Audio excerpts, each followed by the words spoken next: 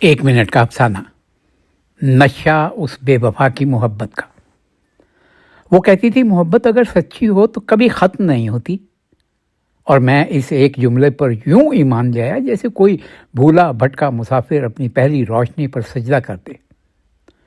وہ چلی گئی خاموشی سے، بغیر کسی وعدے یا وضاحت کے، مگر اس کی مسکراہٹ، اس کی آنکھوں کی نمی، اس کے ہاتھوں کی گرمائش، سب میری رگوں میں تحلیل ہو گئے۔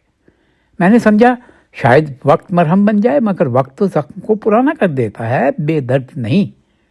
میں نے خود کو سمجھایا کہ یہ محبت نہیں تھی، دھوکہ تھا، مگر دل مطلقاً نہیں سنتا۔